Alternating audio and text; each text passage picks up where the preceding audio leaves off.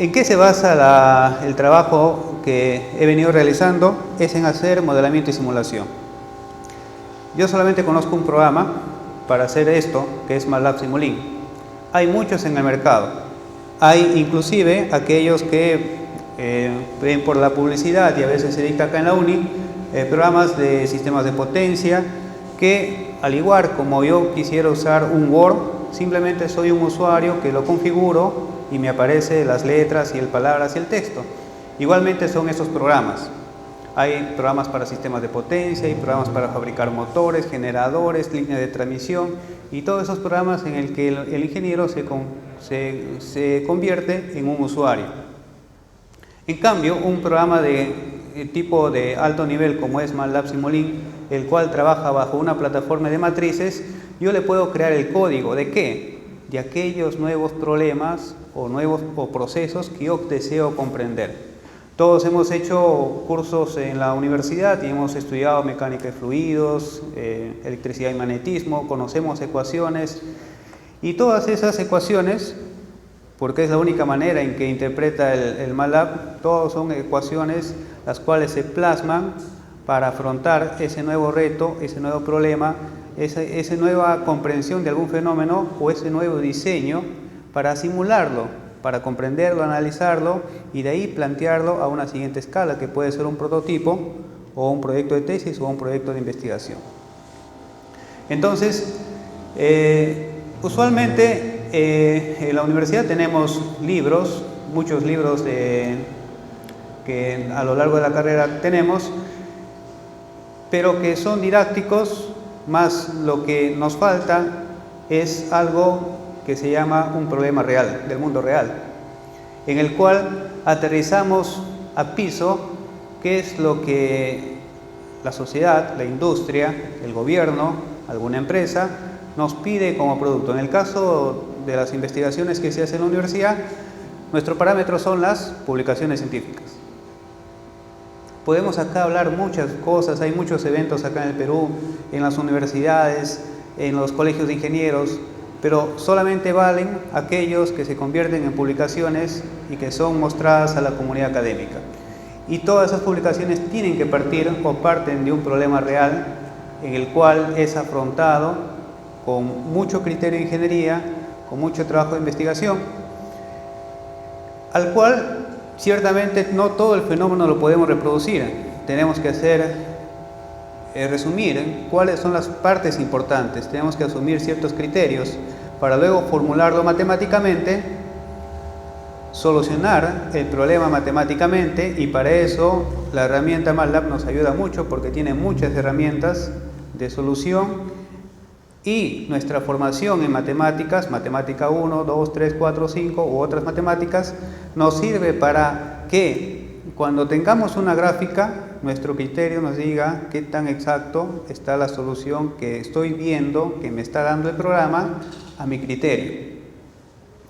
Esto es una herramienta y por lo tanto también es propensa a errores, es una computadora que le han hecho muchos métodos y que haya sido probada en muchas universidades y centros de investigación, asegura un buen desempeño en muchos casos, pero en la práctica nos ha tocado por ahí uno que otro resultado que hay que cuestionar. De hecho, que la formación de ingeniería debe ser basada fuertemente en física y ciencias matemáticas, ¿no? Una vez que yo tengo la solución, tengo la respuesta, una curva. Esa curva involucra mucha información con las pendientes, subidas y bajadas que nos muestra si es que es una curva de una sola función, si es que son muchas curvas o es una curva bidimensional o tridimensional, hay que analizarlo para luego verificar el modelo, reportarlo, explicarlo, predecirlo y nuevamente hacer nuevas asunciones. Por lo general, a lo largo de esta presentación va a haber una mezcla de información que se ha hecho por mi persona, información que han hecho algunas universidades acá, información que han hecho algunas universidades acá en países cercanos, europeas. Hay parte de simulación y modelamiento, pero todas ellas tienen algo secreto, de que han comenzado con criterios simples, ideales. Aquel como en el curso de circuitos eléctricos que nos dice el voltaje que tenemos acá es 220 voltios y asumimos como 220 voltios de manera perfecta que no varía. Sin embargo, el mundo real es muy diferente, no es constante, sube, baja la forma de la onda, hay armónicos, hay un montón de cosas y el comportamiento cada vez nosotros podemos asumir desde ese ideal continuo de 220 voltios RMS continuo, podemos ir asumiéndole una señal armónica y otra señal armónica y podemos irlo cada vez complicándolo más. Pero el modelo matemático del cual comenzamos siempre es simple y por lo general es lo que vemos en los cursos en la universidad. Pues bien, estas imágenes, que son algunas ecuaciones, es parte de un libro de la Universidad de Stanford, que alguna vez yo lo he utilizado en dictar algún curso de energías renovables, y que nos puntualiza a nosotros como personas cuál es nuestro lugar dentro del planeta y los fenómenos que nos involucran, ¿no? Somos una parte minúscula, el cual recibimos como materia, como fuente de energía que involucra casi todos los procesos en nuestro planeta al Sol. Sin embargo, dependiendo de nuestra latitud y longitud, estamos con diferente irradiación durante el año, la cual es cambiante. Entonces nosotros tenemos que, en esto de energías renovables, manejar cuestiones de viento y sol que van a ser cambiantes durante todo el año, durante cada mes, durante cada semana, durante cada día, durante cada hora. ¿Y por qué nos hemos puesto a pensar en las renovables? Dado que aún hay un pequeño debate quién causa, si es que esto del calentamiento global es natural o es humano, la cosa es que en todo el mundo hay algo que es muy cierto. En cualquier lugar del mundo que se registre datos, el calentamiento global está dado. El incremento de las temperaturas se puede ver acá cómo ha ido registrando desde el año 1000 a la fecha y la tendencia es a subir. Hay mucho carbono que se ha ido a la atmósfera, extraído de las entrañas de la Tierra en la quema de combustibles. Y lo que trata de crear toda esta tecnología es suplir ese excesivo consumo. Y al hacer eso, tenemos dos realidades. Si uno le pregunta a un ingeniero peruano y le dice, vamos implementando una planta solar, lo que en el 99.999% van a encontrar que va a decir, ya listo, pero no es económico, no es rentable, ¿ya? Si lo pensamos a un europeo, el europeo va a decir que sí. ¿Por qué? Porque puede costar mucho ahora, pero el beneficio social, ambiental, ecológico, de calidad de vida a la gente va mucho más allá de nuestra poca visión, que es simplemente centrarnos en dinero. Además, acá en Lima no conocemos la calidad de vida como la que hay afuera. Los que han ido afuera entienden mejor que muy pocas zonas en Lima tienen una calidad de vida comparada a un país en vías de desarrollo como Brasil, Chile, o un país desarrollado como los de Europa, Estados Unidos. Bien, entonces esto es lo que nosotros tenemos ahora y más o menos manipulamos. Si bien es cierto que nos interesan las energías renovables, pero acá en el auditorio, en quienes nos escuchan, puede haber otras personas interesadas en aún seguir trabajando con gas, con petróleo y otros combustibles, quizás hacerlo más eficiente, nuevos materiales, y de repente de esta charla alguna idea van a tener para sus proyectos. Lo que sí es algo interesante es que la energía disponible a partir del sol, comparado con las necesidades energéticas que tenemos, es prácticamente bastante. Podemos suplir muchas veces nuestras necesidades energéticas actuales y a futuro, pero ¿qué es lo que nos falta? En primer lugar, dejar de ser consumidores y comenzar a producir algo que puede ser inclusive software que pueda servir para gestionar un pequeño planta piloto o una pequeña casa con una que otra energía renovable. A esto me viene a recordar, por ejemplo, ahora que estoy trabajando con los brasileños, que ellos, Brasil es muy abrigado y al sur de Sao Paulo es bastante boscoso, y ahí tienen un centro de investigaciones en glaciares, en nieve. Entonces, ¿qué es lo que hacen ellos? Ellos nunca han visto un glaciar, pero investigan, y aquellos productos que salen del procesamiento de imágenes de radar, cómo lo mejoran, cómo lo simplifican, cómo comprenden eso, vienen a ser productos en software que se venden. ¿Cuál es el impacto de las energías renovables ahora? Es bastante pequeño. Comprende a nosotros, a nuestra generación, hacerlo creciente, hacerlo que cada vez sea un impacto mayor. También esta publicación de Nature dice que si es que las energías renovables tienen el impulso deseado por el mundo académico, ¿no?, se puede hasta ahorrar un 50% en las emisiones de carbono que se pueden lograr de acá a unos 50 años. Pero para darnos una idea, la cantidad de petróleo que consumimos al día en nuestro planeta es bastante grande.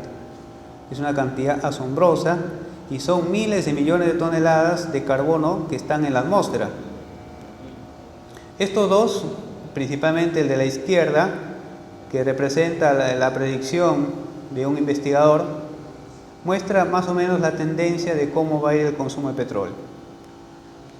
Hay gente que se dedica, y mucho, a lograr de que el consumo de petróleo sea más eficiente y crea nuevas tecnologías, tanto para la combustión como para la obtención del subsuelo de aquellos depósitos antes dejados de explorar porque la tecnología no era suficiente. Y en esa parte, quien lidera este tipo de tecnologías es los Estados Unidos de América. Es asunto para ingenieros, economistas, todo este trabajo de estadística. Y esta imagen, por ejemplo, muestra las gráficas de consumo de la fuente primaria de energía. Cada vez más nuestra tendencia es a consumir más petróleo, más carbón, más gas. Tenemos una economía creciente a nivel global, una clase media, una población cada vez con mayores recursos. Entonces, a veces hay soluciones pequeñas que salen de las universidades menos pensadas, pero con el adecuado marketing y más que todo publicando, llegan a ser bastante interesantes. La producción de petróleo per cápita por persona también se ha incrementado, y esta curva, bueno, que más o menos muestra el declive. Y nosotros acá en el Perú tenemos nuestro gas, ¿no? El asunto del Perú con el gas, desde mi punto de vista, es que nosotros tenemos una biosfera muy rica.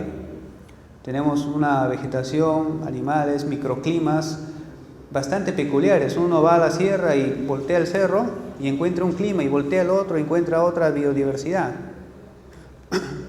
Pequeños cambios, como se ven durante el fenómeno del Niño y durante el calentamiento global, han traído grandes consecuencias al cambio de estos microclimas acá en el Perú.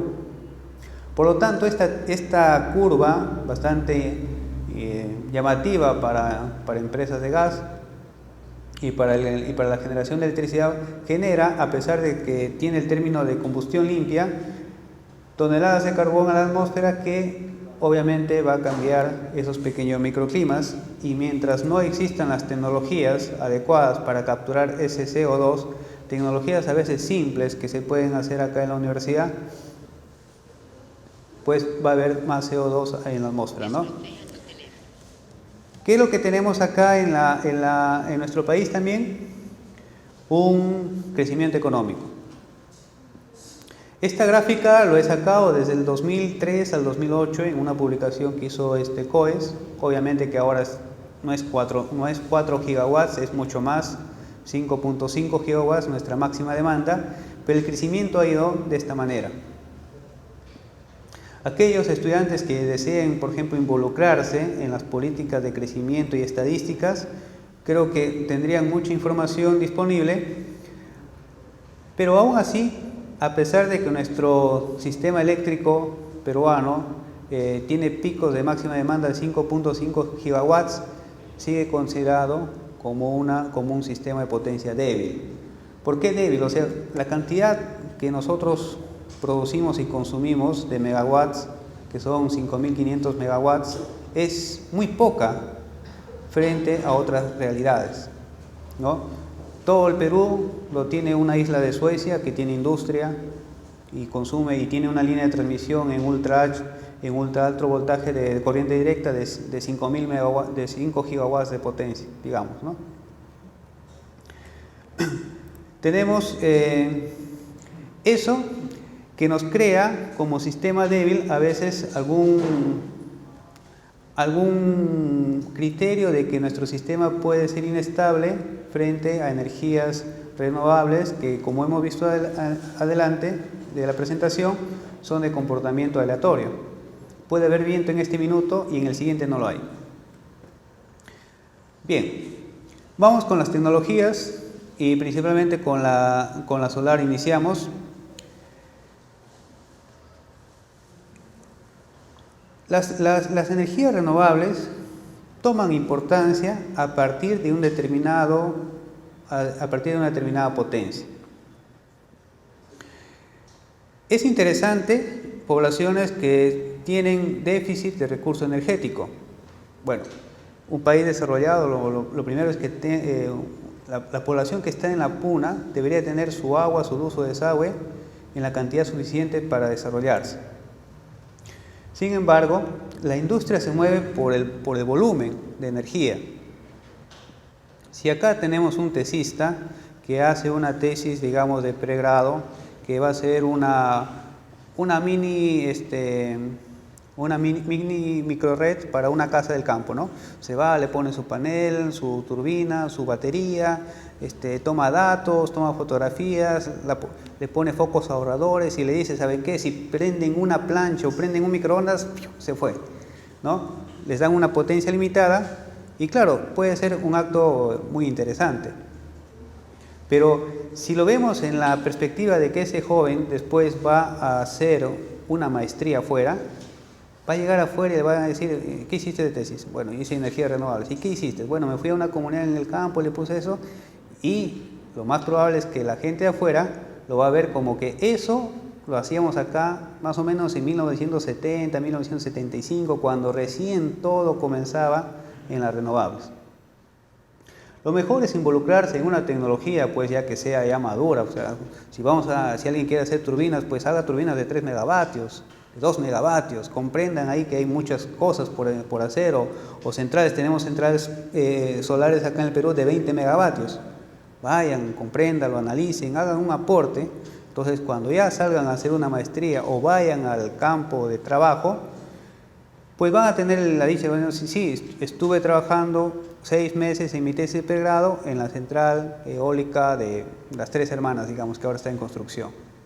Ese va a ser mayor valor agregado y van a tener mucha más visión al enfrentar estos retos de las energías renovables.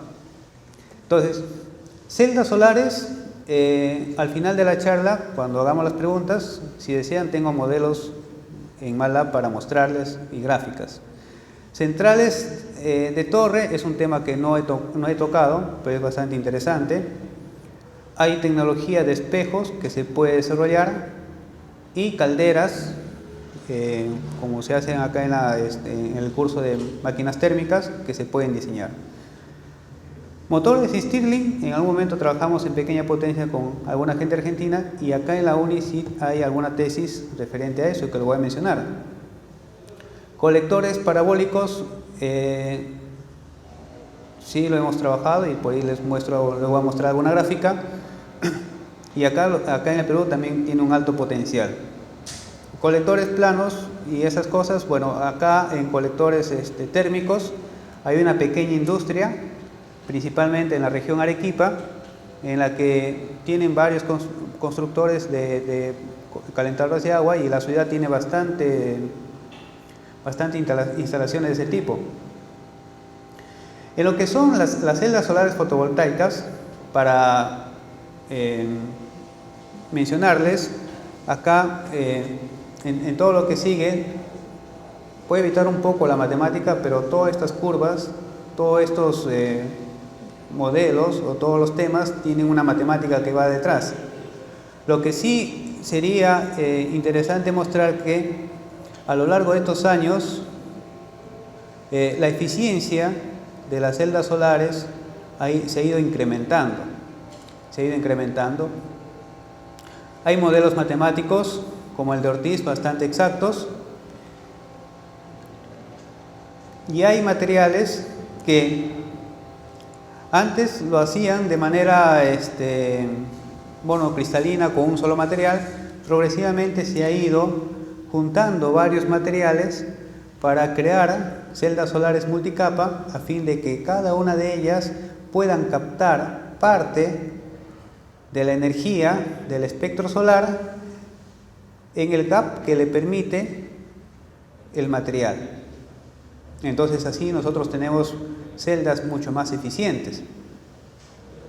Pero acá, por ejemplo, en Perú tenemos alguien que haga celdas solares, pero algún grupo de investigación que lo quiera hacer, pero a escala de sacar un panel, aunque sea de 5% de eficiencia, pero acá tengo un panel terminado para el mercado, aunque no tenga todas las certificaciones, pero no de pasar de una simple celdita que puede ser muy pequeña, sino visualizar un poco más. No la hay. Y lo que la experiencia me ha llevado a demostrar que en este corto camino, que a veces uno se puede lanzar a hacer estos temas, puede llegar a modelos en la cual ya me tengo una curva de corriente de una planta solar durante el día, con la potencia asociada, con el resultado del voltaje de cuánto puede dar. En este caso es un voltaje de 280 voltios DC, con la energía producida. Y de pronto ese modelo matemático, cuando interactúo con otros investigadores de otras universidades, encuentra un lugar en la cual dice: esto me interesa. Y hay modelos muchos por hacer. Uno simplemente ha hecho una cosa simbólica, y podemos considerar efectos de la temperatura, y podemos considerar efectos de la vibración, efectos si es que hay viento, etcétera, etcétera, cosas que se pueden investigar. ¿Qué más tenemos?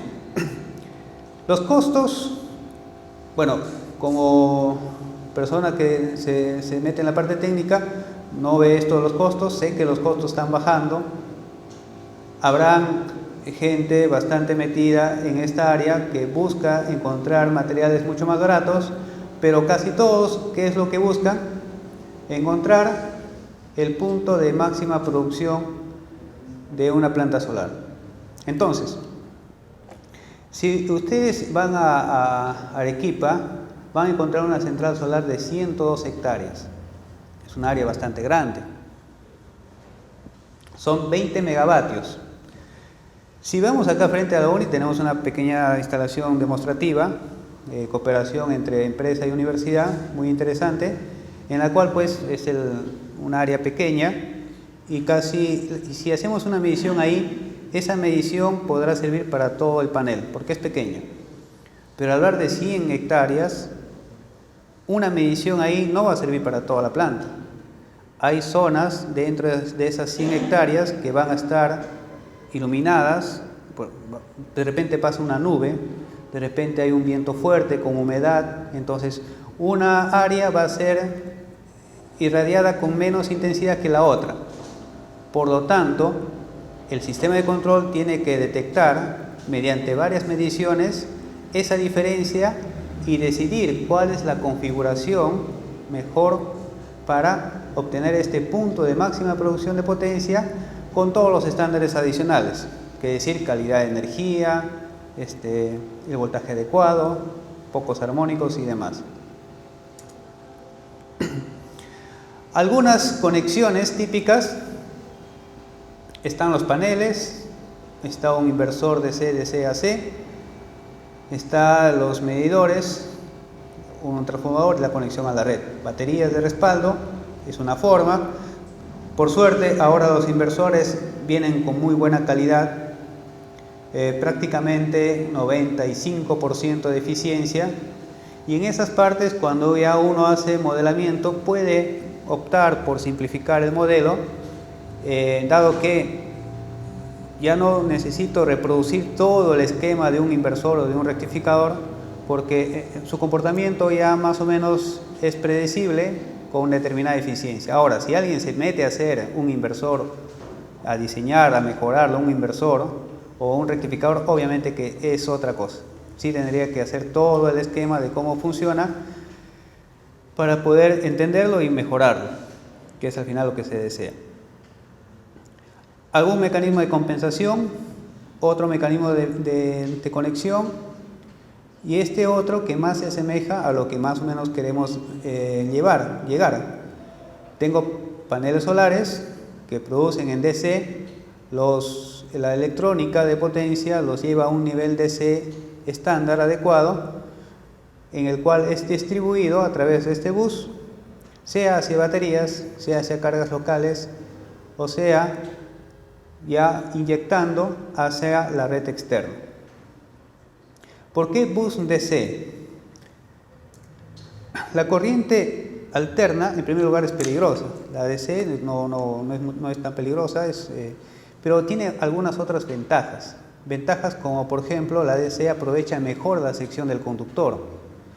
En DC puedo darme el lujo de transmitir a través de un cable y el otro lo saco de tierra, y no me genera contaminación por corriente homopolar como puede ser la AC que lo conecto a tierra. En caso de cortocircuito puedo controlar mejor el cortocircuito, puedo regularlo. En AC no se puede hacer eso. Lo que son las turbinas eólicas, particularmente cuando inicié el año 2007, por ahí yo trabajaba con potencia de 100 kilowatts. Ahora hay modelos que he hecho de mucha mayor potencia, pero ya una turbina de 100 kilowatts viene a ser una torre de 50 metros, 60 metros de altura, y un diámetro de álabes de 50 metros, 55 metros, dependiendo de la marca. Hay diferentes tipos de turbinas. Esta es la más ampliamente aceptada, pero no implica que sea la única. Si acá alguien desea hacer una nueva turbina bajo un diseño diferente, modelo de repente revolucionario, el campo está tan abierto ahora de que todas las ideas son bienvenidas.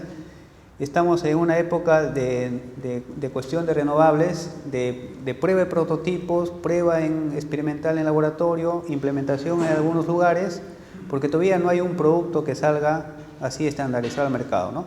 Es como que estuviéramos en una época en la que todos tenemos un celular a prueba, pero un celular así ya como los que ahora compramos, no, todavía no. Parte del viento, del trabajo del viento, es capturar una parte de la energía cinética del viento a través de estas aspas, llevarla al sistema de transmisión y luego al generador para convertirlo en energía eléctrica. Entonces, eso se llama coeficiente de potencia y genera por lo general una curva de este tipo, en la que a partir de una velocidad de arranque de 4 metros por segundo, por lo general 4 o 5 metros, se incrementa progresivamente de una manera exponencial, depende acá de la velocidad al cubo, llega a la máxima potencia que coincide con la máxima potencia del generador eléctrico, hasta que haya una velocidad en la cual las fuerzas sobre los álabes y sobre la torre y sobre la estructura, las vibraciones, estén en un estado crítico. Por lo tanto, el álabe gira a una posición en que la captura de esa energía es nula y la producción de potencia es cero. Hay varios tipos de turbinas. El motivo de la turbina de 3 aspas es que tiene una alta eficiencia y es muy estable, es decir, no hay mucha vibración. En Ceder, por ejemplo, colocaron una turbina de una sola aspa y comentaban que cada vez que giraba toda la estructura, toda la torre vibraba, ¿no? Las otras son muy complejas en tecnologías, pero acá en el país hay algunas empresas principalmente privadas, empresas privadas que están haciendo algunas turbinas de pequeña potencia, hasta de 5 kilowatts, con materiales que hay acá. Fibra de vidrio, lo ponen en moldes, crean una plantilla para hacer los álabes, han desarrollado generadores eléctricos. Bueno, nosotros también estamos ahí con una empresa queriendo hacer algún pinino en esas cosas, pero sí se está haciendo. Una turbina ya grande, con todas sus partes, bueno, son las que solemos ver en la televisión y bastante, en las revistas y en las publicaciones. Consta de álabes, un sistema de transmisión, un generador, pero las dimensiones de estos son descomunales. O sea, he ido, por ejemplo, en la época de construcción de la central eólica de Cupiznique en Trujillo, pues, y estábamos a 1 kilómetro y las torres y las turbinas se veían inmensas. He ido a Marcona, cuando se estaba construyendo la central eólica de Marcona, que ahora en operación, y pues los álabes son de 50 metros, prácticamente el tamaño de la facultad acá de este pabellón, y un poco más. El diámetro de la torre era carga ultra extra ancha, ¿no? En la pista, ¿no? No había forma de tomarse una foto, porque era tan grande que no entraba, habíamos que caminar 200, 300 metros para que recién la foto calce toda la estructura, digamos. Son dimensiones grandes e involucra muchos problemas combinados. De los años de docencia, tanto en UNI como en otras universidades, al alumno se le enseña diferentes cursos a lo largo de la carrera. Pues enseñas matemáticas, física, electricidad, magnetismo, máquinas térmicas, turbomáquinas, etcétera, etcétera. Y vas de curso en curso aprendiéndolo para pasar los exámenes finales.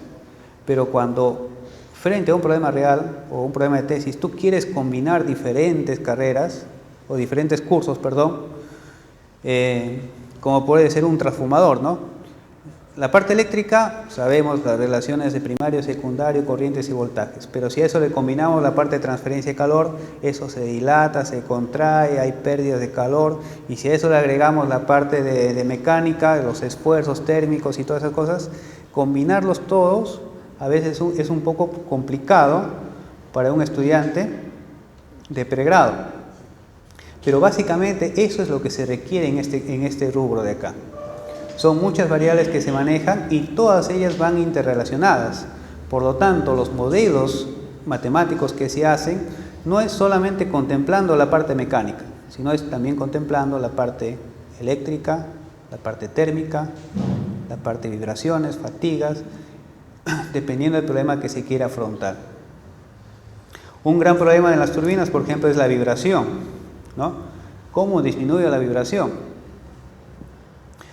Esta de acá es una gráfica simplificada de alguna publicación que por ahí saqué, en la que tratan de representar los mecanismos que entran en juego en una turbina eólica. Pues está el álabe, está la transmisión, hay engranajes, hasta que llega al generador. El generador lo pasa al transformador y se conecta a la red.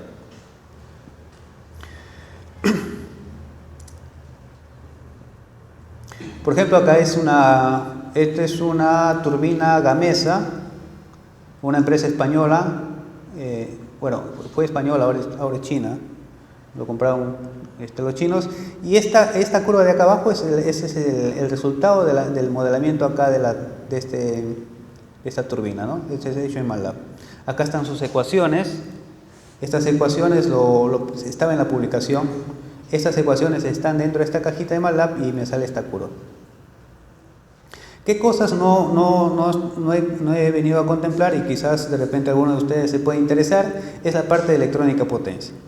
O sea, mi formación no va con haber llevado conceptos de electrónica potencia, pero en esto de electrónica potencia hay laboratorios y publicaciones que solamente se dedican a eso, a ver en qué mejoran, cómo lo hacen más barato, cómo lo hacen mejor, cómo lo hacen tan fiable, prueban uno que otro dispositivo, prueban una que otra estrategia de control.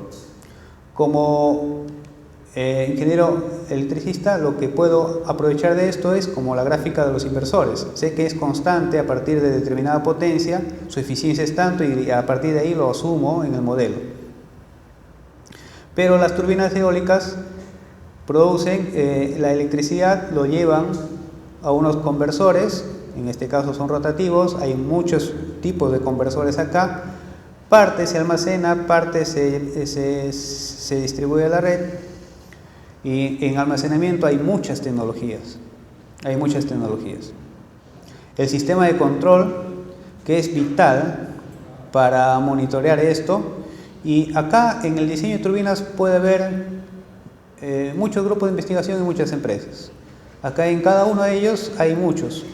Y la parte de control, lo único que necesita es principalmente unos buenos conocimientos en teoría de control, unos buenos conocimientos en matemáticas y en física, principalmente. Precios, a modo de mostrarles, han ido bajando. Esto es más o menos la distribución por partes. Hay algunas partes que son interesantes, la torre, las palas, el tren de potencia, la góndola. Al ser más costosos, implica mayor interés por parte de los grupos de investigación. Entonces, si alguno quiere hacer la torre cada vez más liviana, más angosta, porque eso pesa cientos de toneladas, hay grupos, por ejemplo, que modelan la torre como un cilindro y comienzan a analizar vibraciones, como es una estructura tridimensional, crean el software necesario, lo crean, no hay que haya software, lo crean y se ponen a investigar, y lo que van investigando lo publican, hasta tal punto que de repente alguna empresa se le interesa y pues coge la idea, le presenta sus problemas, le aporta. Lo principal que debe haber en una investigación de este tipo son datos, y obviamente que todo eso se encamina a buen rumbo, ¿no? Y acá las variaciones. Si hay variaciones en alguna cosa, por ejemplo, si los costos de operación y mantenimiento se incrementan, obviamente que la cuestión del costo se ve afectado en la producción, ¿no? Bien, es viento, y creo que estas gráficas, para quienes han leído un poco de energías renovables, es casi el punto que obligatoriamente se considera, el análisis estadístico de los datos de viento. Pues esto de acá es los datos, acá recolectados en la publicación. Esto de acá ya es un programa, es una simulación hecha con datos que nos pasaron, ¿no? Esta curvita sale así y luego se hace un ajuste para ver la curva de la distribución de velocidades en un emplazamiento determinado. Pero esto no es más que sino el inicio de lo que es un sistema moderno de generación distribuida. Dado que lo que tenemos en la realidad es este tipo de comportamiento. Un comportamiento variable, un comportamiento aleatorio, que no sabemos qué es lo que vendrá después en la velocidad del viento, y por lo tanto también no sabemos qué es lo que viene después en la demanda.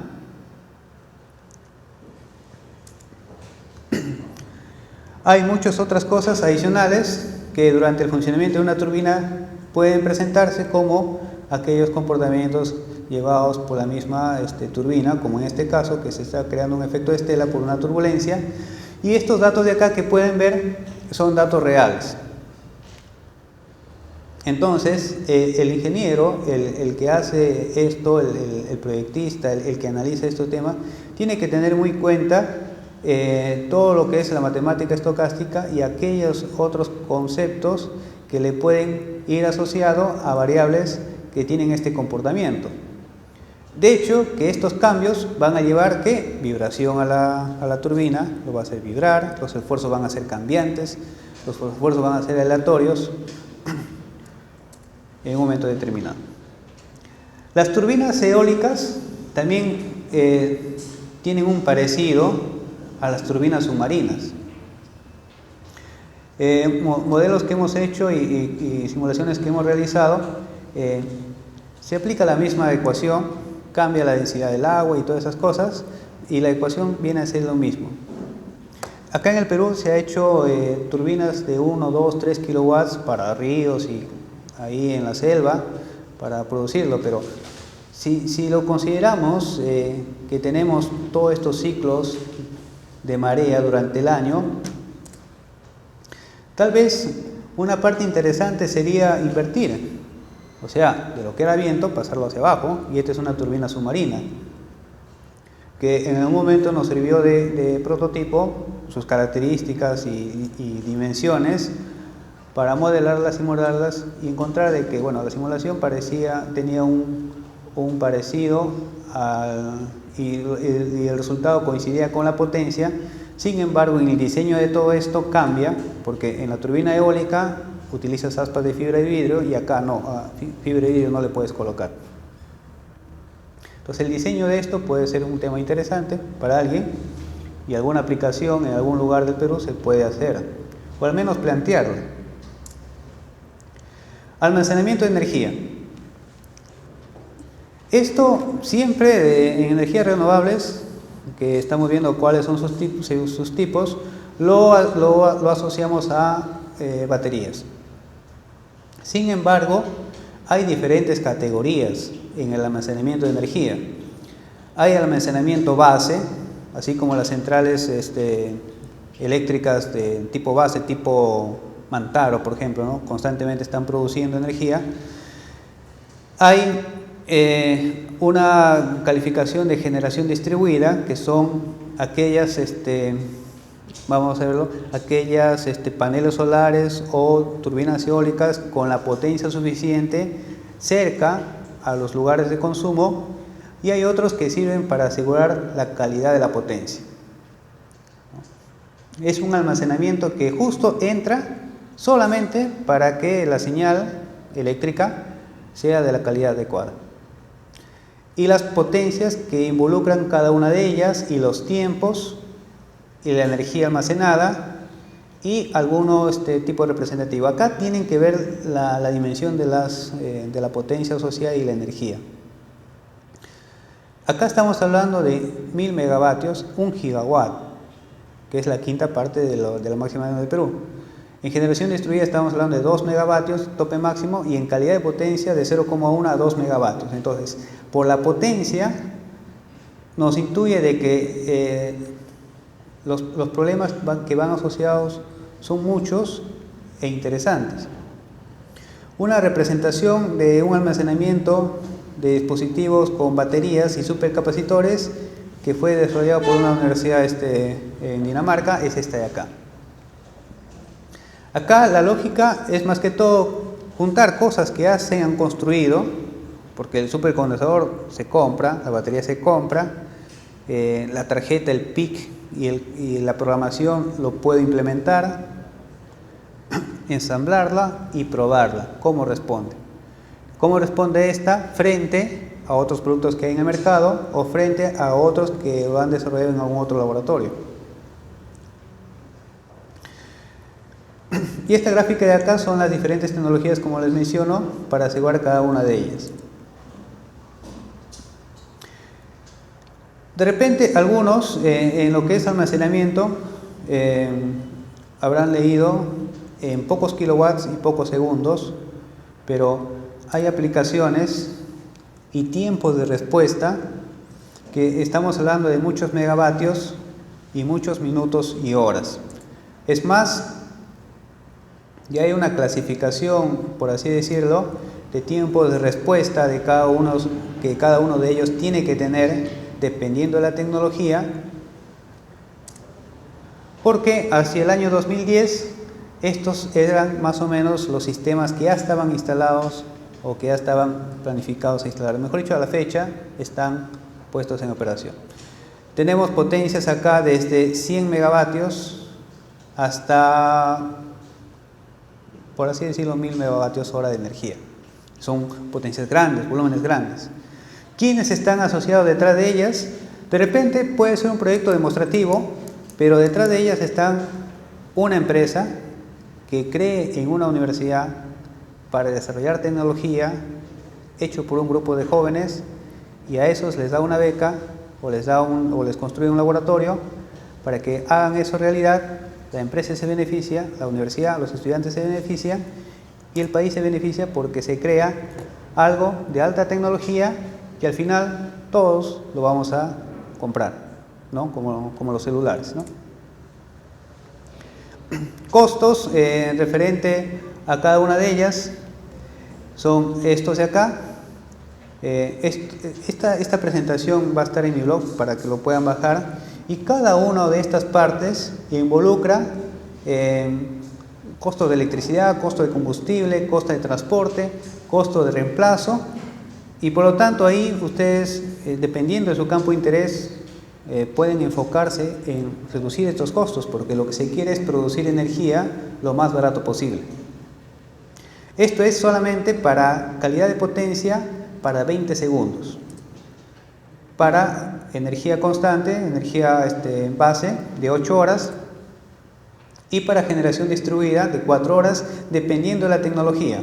O sea, si es que es iones de litio, si es que es níquel-cadmio, si es que es almacenamiento de hidrógeno. Dependiendo de la tecnología, hay costos estándares asociados. La idea es bajar, y cada vez que se reduce implica, bueno, patentes, implica también un mayor mercado, porque se hace asequible, ¿no? Lo que sí no se va a cambiar en lo que es las baterías es su característica curva de descarga. Hay tecnologías, hay nuevos materiales o nuevas técnicas que tratan de que esta curva sea la más amplia posible, ¿no? Todos desearíamos un celular que tenga una batería de una semana, por ejemplo, ¿no? O que se cargue instantáneamente. Pero esa carga y descarga, aparte del proceso físico, también involucra una tarjeta con una lógica y un ingeniero lo plasma para optimizar esa carga y esa descarga. Bien, algunas otras tecnologías que sería bueno mencionarlas y que de repente pueden ser de interés. Una de ellas es las microturbinas de gas. Si vemos por ahí un camión con un turboalimentador, ahí tenemos un mecanismo de compresión y turbina. Comprime el aire de afuera, absorbe más aire para tener una mayor cantidad de oxígeno en la cámara, una mayor explosión, una mayor energía liberada, y por lo tanto una expansión de gases calientes que pasan por la turbina, y eso genera nuevamente la aspiración en el caso de un turboalimentador, ¿no? de un camión o de un carro pequeño. Acá se hace lo mismo con una turbina de gas. Acá está la turbina de gas. Existe un generador de alta velocidad que también se puede diseñar, porque acá estamos hablando de 50.000, 100.000 revoluciones por minuto. Tenemos generadores de 3.600, 1.800, ¿no? ¿Cómo hacer un generador de 50.000 revoluciones por minuto, de 100.000 revoluciones por minuto? Existe una tesis acá, no lo he visto, por ejemplo, un rectificador, un enlace DC, que esto es para la cuestión de filtros, un inversor y trifásico. Este esquema básico lo van a encontrar en diferente literatura de esta manera. Por ejemplo, esto está más que todo ya enfocado en la forma de la construcción del paquete. Si van a ver en internet, de repente encuentran que esto de acá es una microturbina, e interiormente está compuesto de este grupo de bloques. Y esta otra gráfica es más que todo para la cuestión del balance térmico. Si hacemos balance térmico, esto va asociado a entalpías y suma y resta de energías entrantes y salientes. La parte de control, en la cual existen muchas publicaciones, rescatando la teoría de retroalimentación, en la cual se busca un valor deseado, que en este caso es generar la energía, digamos acá en Perú, de 60 Hz con 220 voltios en baja tensión, ¿no? Y esta otra, que viene a ser un esquema general de toda la turbina, una microturbina, en la que, ya dependiendo del tema de interés, uno se puede enfocar en cada uno de los temas. En alguna empresa, por ejemplo, estuvimos haciendo compresores, turbocompresores axiales. Hoy lo estábamos haciendo todo entusiastas de fierro, pero resultaba que a 2000 revoluciones por minuto, bueno, pues los árabes se doblaban, ¿no? Y eso no implica que hemos fracasado, solo que estamos comenzando y cada vez obtenemos mejores resultados. Bien, para mencionarles acá, a continuación, de que bien, esas son las tecnologías, qué es lo que tenemos ahora y qué es lo que más o menos el mercado eléctrico acá en Perú se planea. En primer lugar, ya tenemos una primera línea de transmisión en 500 kilovoltios, ¿no? Quienes van al sur lo pueden apreciar, pero coincidentemente, un país más pequeño que Perú, que es Ecuador, también tiene una línea de transmisión en 500 kilovoltios. Entonces, esto es el esquema, y bueno, los que son amantes de la línea de transmisión, obviamente que esto es como un capítulo de la Biblia, ¿no? Esto es un caso por estudiar bastante interesante. ¿Qué más tenemos? La central eólica de Marcona con sus 32 megavatios y esta configuración de varias turbinas, transformadores, reguladores, patio de llaves, hasta la subestación Marcona, que está cerca de la mina de Shogun. La central eólica de Talara, que está en la misma Talara, ¿no? Igualmente con 30 megavatios, su patio de llaves, su transformador de potencia y la conexión a la red nacional. La central Parque Eólico Tres Hermanas, que está en construcción, con sus 90 megavatios, son 90 megavatios, es bastante potencia. 33 turbinas y su esquema de conexión, y si comparan este esquema de conexión con el de Marcona son diferentes, y ahí ya sale un tema de estudio, ¿no? ¿Por qué son diferentes y cuál es la ventaja y desventaja? Tienen ahí para rato. En centrales solares tenemos la de Tacna con sus 20 megavatios y que tiene 182 seguidores solares. En esa época lo hicieron con seguidores solares, ahora ya no se aplica el concepto de seguidor. O sea, el seguidor solar resulta tan caro, más caro inclusive que el panel. Entonces lo mejor que se hace ahorita en Europa y en Estados Unidos es colocan el panel inclusive en la fachada de las paredes, porque ahora no solamente hay monocristalino, policristalino, sino hay de colores. Hay paneles solares que le pides a diseño, no quiero que durante el día aparezca ahí una ola con un joven en su tabla hawaiana, ¿no? Y la noche que es de frío quiero que parezca fosforescente, ¿no? Así sale en la noche. ¿Por qué? Porque ahora la tecnología en esos colores orgánicos, con pigmentos orgánicos, está tan avanzada que ya permite eso. Inclusive hay flexibles y hay transparentes, ¿no? Entonces, esta central solar tienen esta configuración y son 20 megavatios en más de muchas hectáreas, más de 100 hectáreas, que ¿cómo se conectan entre ellas? ¿En qué momento están en paralelo? ¿En qué momento están en serie o mixto? Eso lo tiene que decidir el control automático y como eso no funcionan así nomás, es un ingeniero el que tiene que hacerlo. Acá en Arequipa también se construye dos más, la repartición imagen de 102 hectáreas cada uno de ellos, con una inversión de 82 millones. ¿Qué más tenemos de interesante? Que al menos en nuestro país, la formación en mecánica eléctrica, que son 3 carreras, va por buen camino, porque este diagrama que muestra la composición de la matriz energética, en la que hemos pasado de mucha hidro en azul a más térmica, y que involucra principalmente las carreras de ingeniería mecánica, ingeniería térmica o de fluidos, y el consumo que se ha ido incrementando, pues todo, al parecer, si no hay ningún problema, va a ir incrementándose. O sea, mercado lo va a haber. A medida que se va creciendo y el Estado está promoviendo participación de energías renovables, pues las renovables van a tener este comportamiento. Se van a implementar, pero su implementación frente al crecimiento, en poco tiempo, en cada año, va disminuyendo, porque la demanda va creciendo de manera abrumadora, ¿no? Todos los desarrollos tecnológicos, todos los que ustedes ven, desde un fluorescente como este a una gran central eólica, pasan por leyes físicas conocidas que nosotros aprendemos en la universidad. Por lo tanto, ustedes pueden crear todo con ecuaciones, con el criterio adecuado, con la guía adecuada, modelos, diseños de elementos nuevos, como puede ser esta celda de suspensión magnética, de almacenamiento magnético, en la que yo puedo hacer, mediante ecuaciones de balance térmico, transferencia de calor, termodinámica y electricidad y magnetismo, crear un modelo ideal, modelarlo y presentarlo como resultado. Eso es viable, eso es aceptado para una publicación.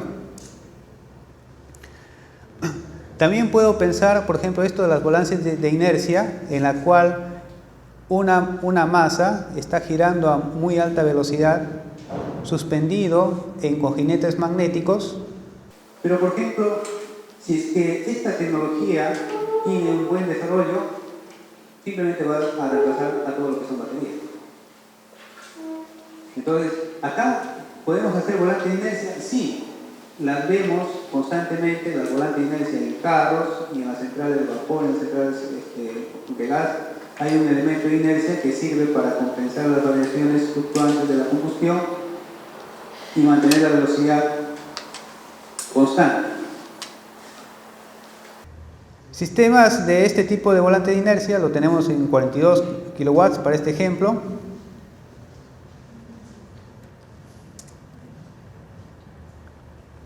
...120... y que tienen un tiempo de respuesta muy rápido. ¿Qué más podemos hacer? Por ejemplo,